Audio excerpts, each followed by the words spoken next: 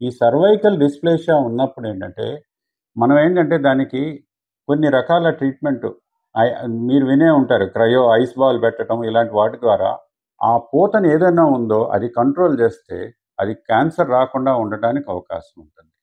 ఒకవేళ క్యాన్సర్ వచ్చితే మాత్రం ట్రీట్మెంట్ 3 రకాలుగా ఉంటుంది. ఒకటి సర్జరీ, రెండోది రేడియేషను, మూడోది కీమోథెరపీ. బాగా తొలి దశలో ఉన్న వాళ్ళకి మాత్రం సర్జరీ ప్రిఫర్ చేస్తాం. కొంచెం అడ్వాన్స్డ్ వాళ్ళకి రేడియేషను, వాటితో పాటు కీమోథెరపీ ప్రిఫర్ చేస్తాం. అయితే ఈ మధ్య కాలంలో మీ అందరికీ తెలిసిందే వ్యాక్సిన్ వచ్చింది. సర్వైకల్ క్యాన్సర్‌కి వ్యాక్సిన్ వచ్చింది. ప్రతి స్త్రీ కూడా అంటే 14 సంవత్సరాల నుంచి 40 సంవత్సరాల వరకు ఉండే ప్రతి వాళ్ళు కూడా ఈ వ్యాక్సిన్ తీసుకుంటే గనక ఆ క్యాన్సర్ రాకుండా 100కి 60-70% మందిని క్యాన్సర్ రాకుండా కాపాడుకోవచ్చు. ఎందుకంటే ఈ వ్యాక్సిన్ అనేది హెచ్‌పివి వైరస్‌కి చేసే వ్యాక్సిన్ అన్నమాట.